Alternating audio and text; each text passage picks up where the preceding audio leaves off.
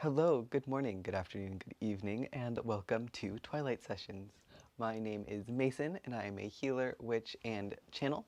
And today we are going to be talking about healing the inner child.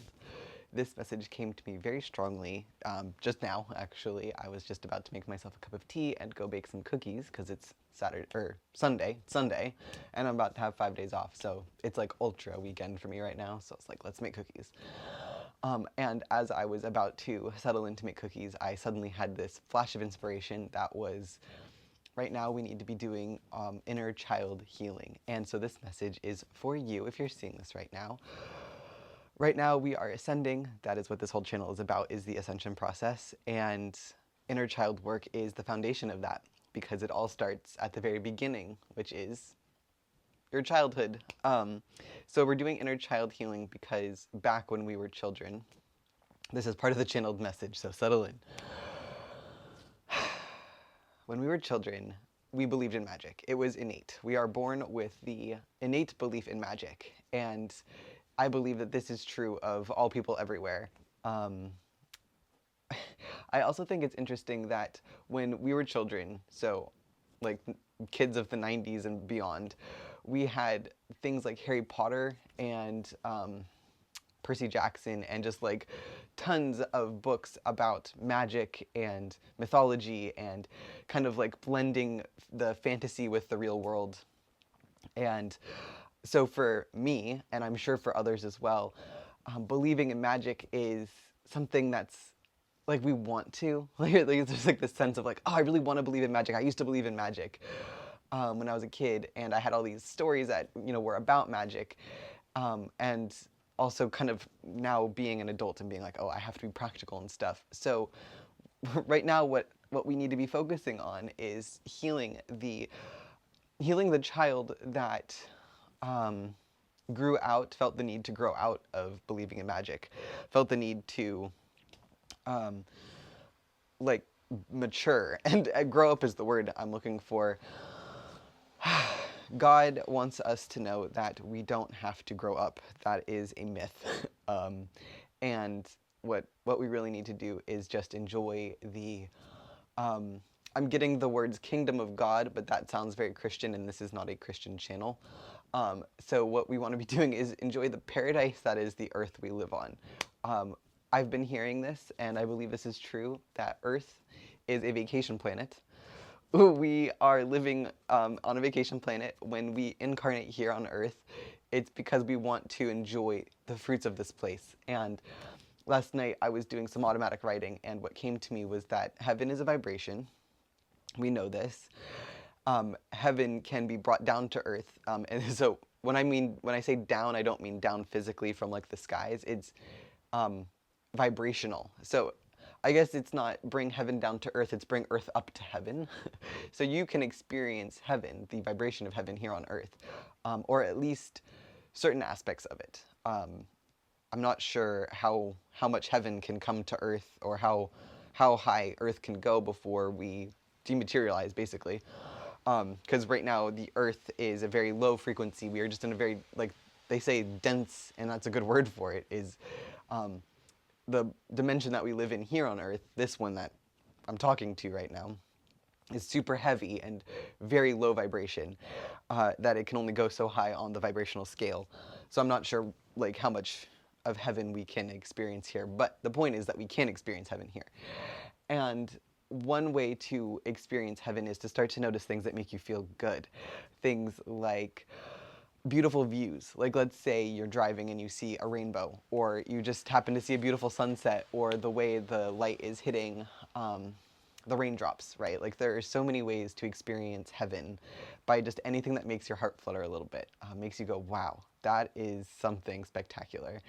It could be a first sip of coffee, a great cappuccino. It can be looking into your child's eyes, or petting your kitty cat, or you know, going on vacation. Like anything that brings you joy, that is heaven on earth. And we have countless doorways to access heaven on earth, and we just forget. We have been trained out of this. When we were little kids, we used to experience heaven all the time. Until rationality set in and things like anxiety started to take over.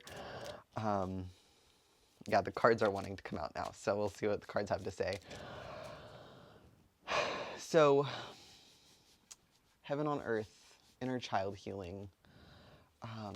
Oh, there she is. Okay.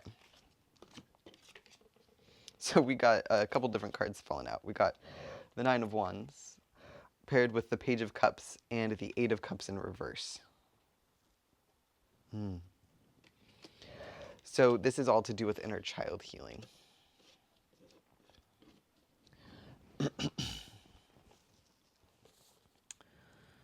Nine of Wands.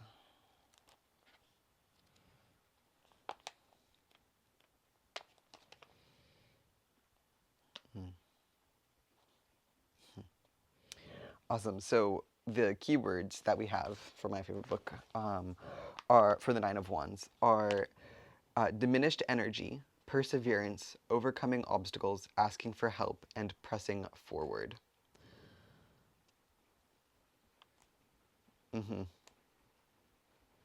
Yeah, so this is a message that I've been getting. This is a message I was getting last night and today and kind of for the past several months, which I'd like to pass on to you, which is we need more rest right now.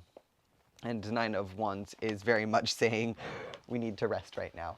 I would also say asking for help is another way to do that inner child healing. So I guess right now we should be nurturing that inner child self by giving ourselves things like naps, asking for help, asking to be held, asking to be read a bedtime story. Just allow yourself to kind of be a child in the sense of seeking out cozy things. You might be feeling kind of tired and worn down and like you have to continue to persevere. And I would say that this is not the case. And the reason I believe that is because the Eight of Cups is in reverse.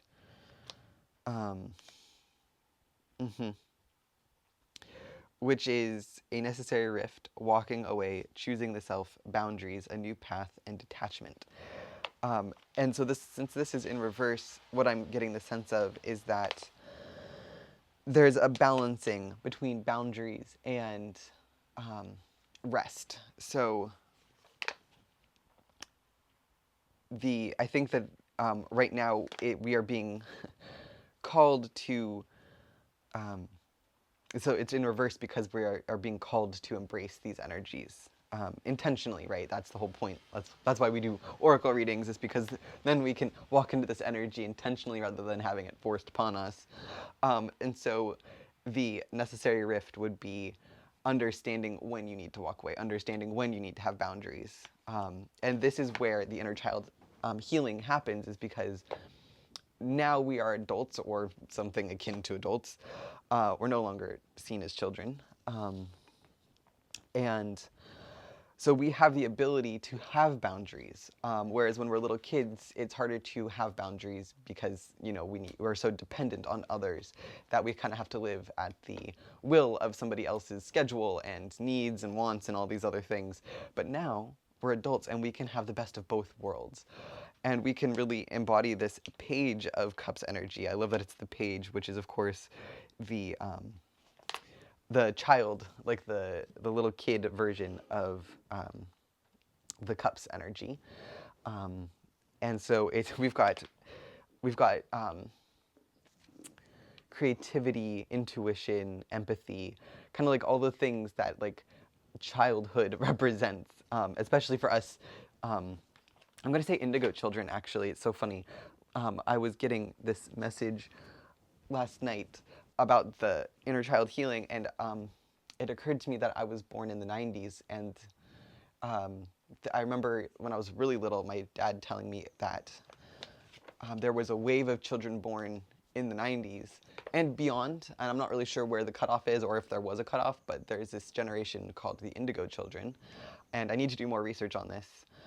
But what I was getting last night was that, and what I've been kind of told by my dad and what I've picked up from, is that the indigo children, we were born with this indigo in our aura that is a higher vibration than humanity is typically born with. Um, this is because we are here to help the ascension process. We are basically the midwives of a new earth. And it is an honor to be here. And I feel like, this is going off on a little bit of a tangent, but right now we are at this precipice. We are at the brink of ascension. Like literally, we are just about to just skyrocket up the vibrational scale, which is what ascension is, as a planet. This isn't just an individual thing, and this is where we get people, teachers, spiritual teachers throughout the ages. They were able to do it in their lifetime.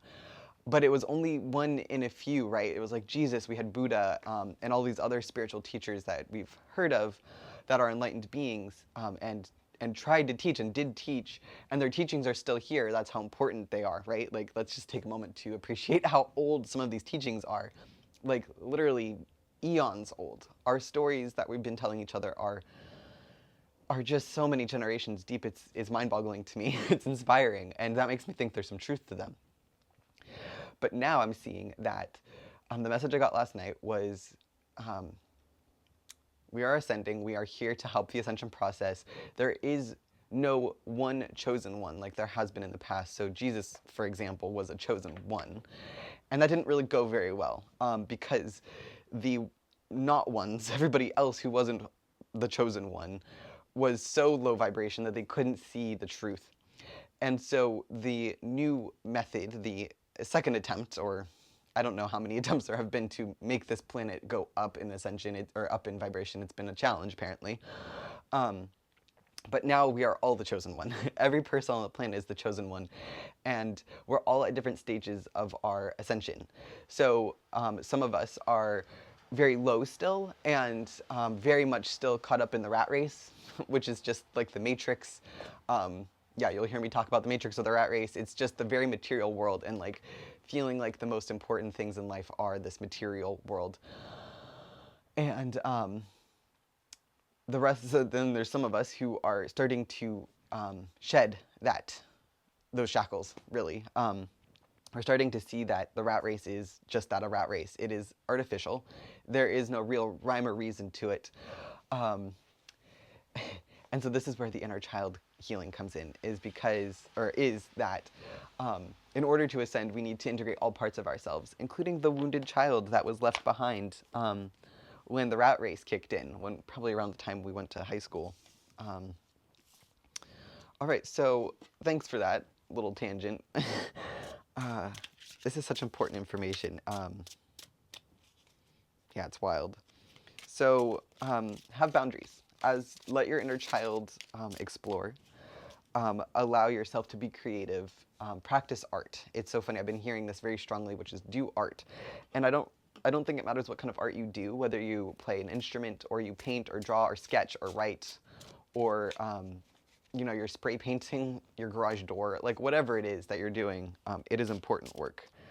Dance, any form of dance. Yeah, basically any form of artistry. Oh, so sweet.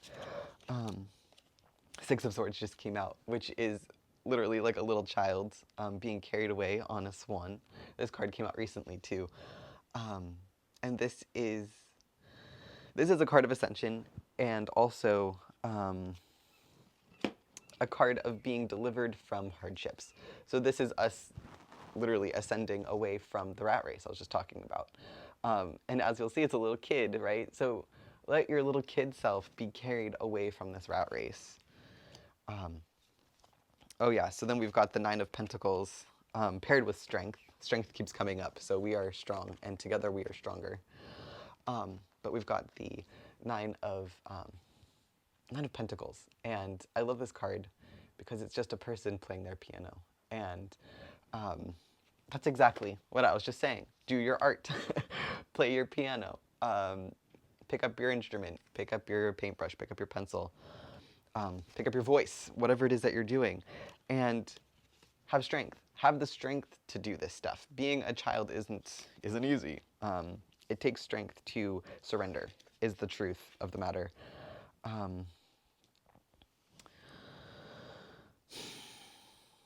Yeah, have the strength to surrender to that child self. I'm going to say also do things that nurture your inner child, like baking cookies or watching a favorite movie that you watched when you were a little kid, or watch childhood movies from now, like kid movies from nowadays, like I don't know, watch a Disney princess movie or something that like feels nostalgic to you, even if it wasn't one of your Disney childhood movies. Um, See what this generation's getting up to. Just let yourself be held. Really, yeah, nurture yourself. Nurture yourself. Um, and let yourself be carried away. I love this message. It's so sweet. Um, all right, what else? What else do we need to know for our inner child healing? I will tell you one thing that has been deeply profound and transformational for me is inner child work, where um,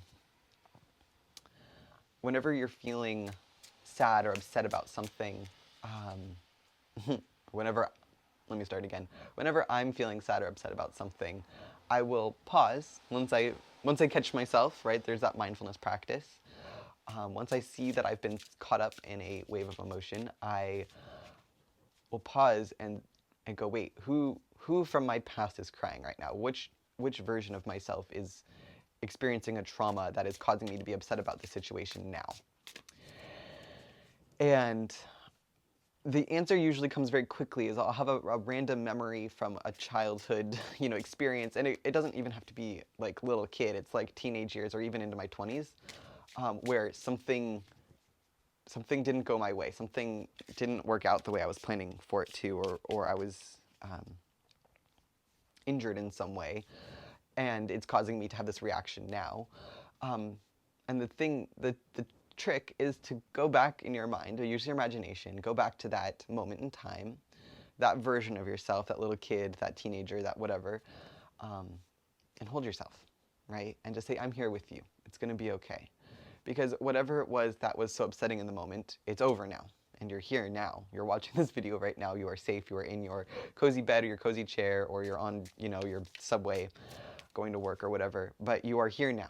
You are no longer in that moment. And so basically you're resetting your nervous system, reprogramming yourself to understand that whatever it was that was triggering you is no longer a threat. And so by teaching that to your little child self, the one that was never held the way it needed to be held, or in the moment was never told, it's going to be okay, this is okay, here's how to process this, because let's face it, not a lot of us got that kind of training early on. But you can go back and fix it now. And there is no problem with that. The stuff is timeless, right? Time doesn't exist. And this is one of those examples where we can use that to our advantage while we are on this planet, within the illusion of time, within the constraints of time, which is, again, part of this heaven, part of this vacation planet is time. Because in heaven, in the vibrations above this one, time doesn't exist. And so experiencing time is novel. It's like, wow, not everything is happening at once. I have to wait for things. Like Christmas, like remember when you were a little kid and having to wait for your Christmas or your Hanukkah presents or whatever holiday, maybe your birthday. You had to like wait for your presents on your birthday. And it was like really exciting. And then you got your presents and it was super exciting. Or maybe a letdown, depending. But it was like the anticipation. And I've read studies that talk about just that, which is the anticipation is what makes the payoff so much better. So time is actually a method of that. Like that is another way of bringing heaven to earth, is time, if we can use it to our advantage. So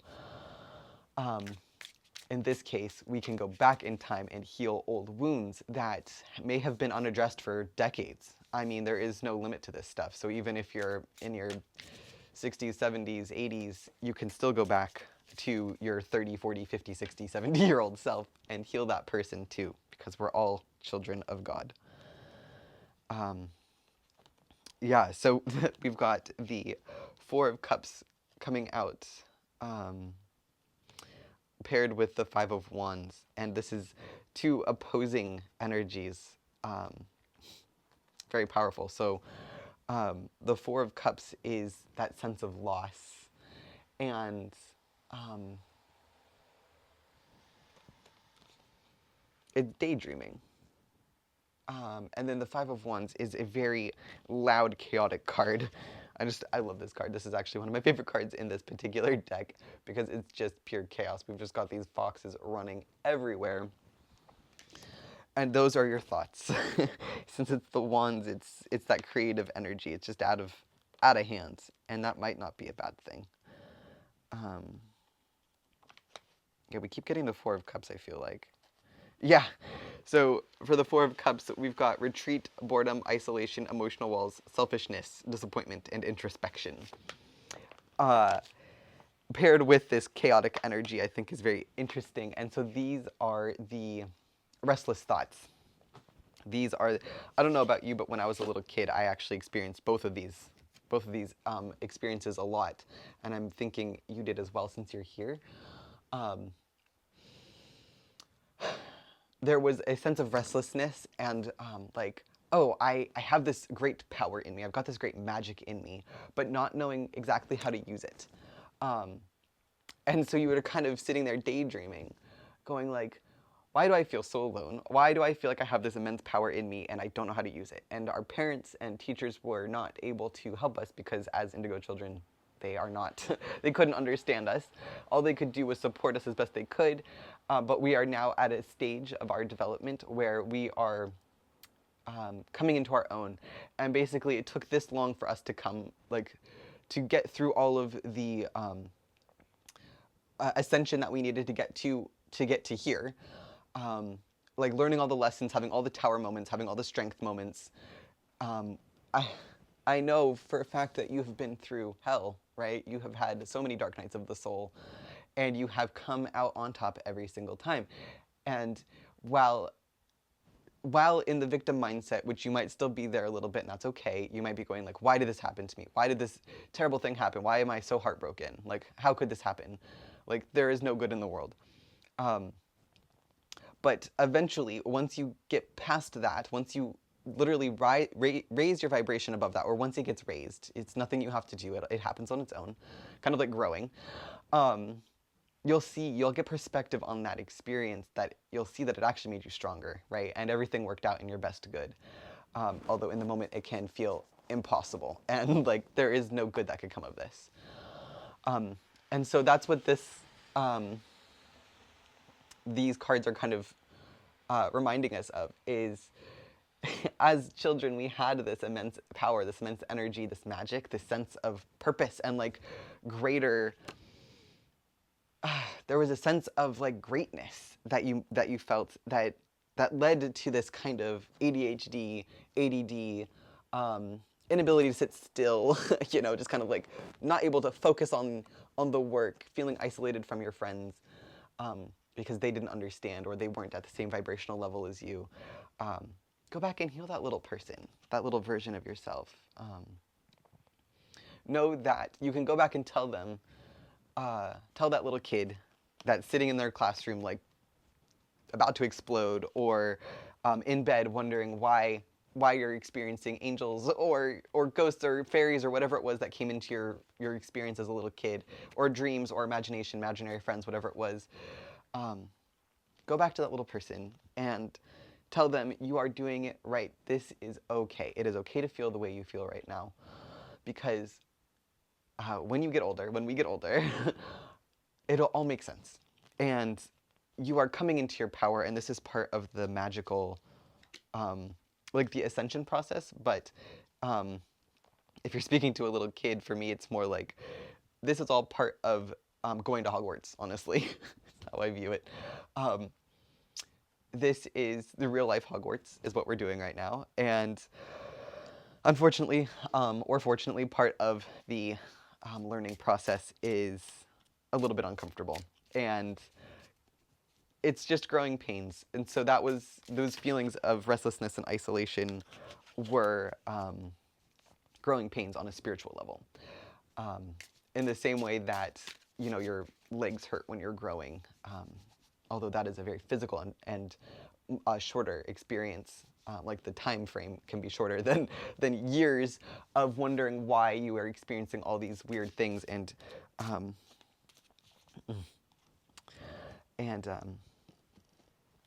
feeling like a little bit isolated and alone.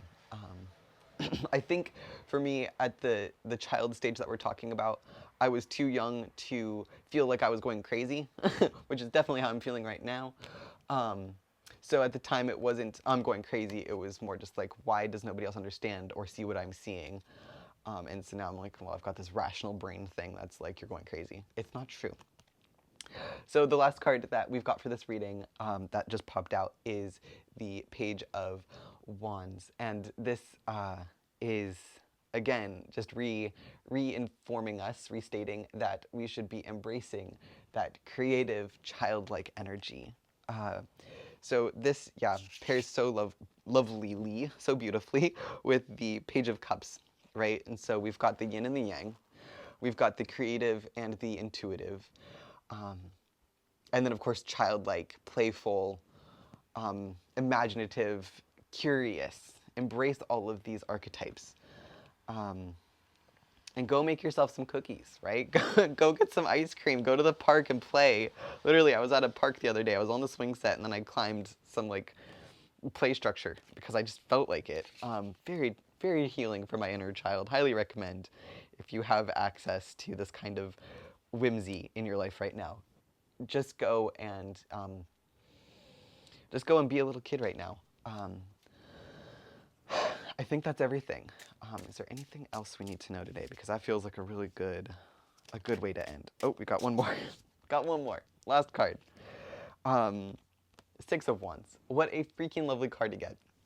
The Six of Wands is victory. We are rising, people. We are going there. We will be victorious. We're going to get there. And the work that you're doing on yourself and your inner child right now is part of that process. This is one step in the process of ascension. And it's okay. There is no time limit, so don't feel like you have to do this today. This is happening at its own pace, like growing. You couldn't control when you were having a growth spurt. You can't necessarily control when you are going to have a spiritual growth spurt.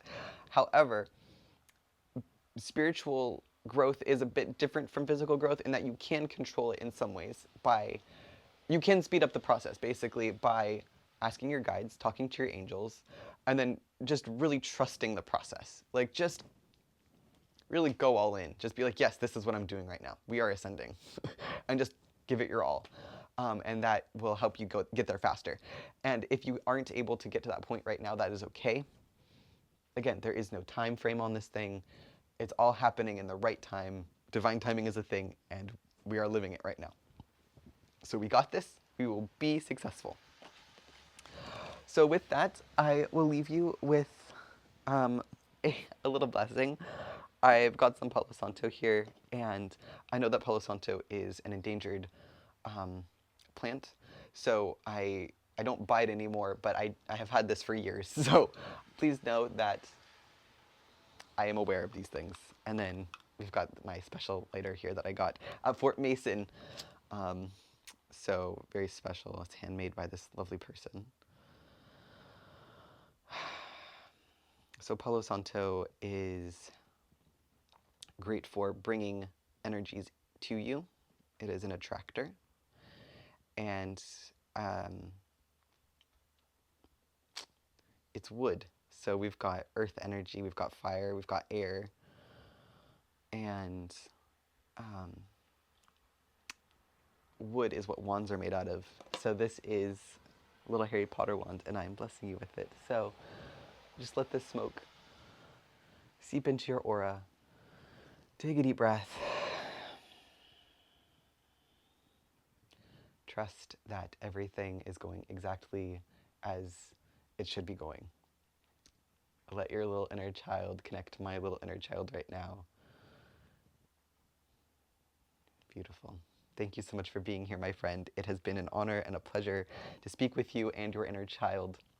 I can't wait to rise with you. I can't wait to see where this thing goes. And I hope you have a wonderful rest of your day. Blessed be, and may peace be with you. See ya.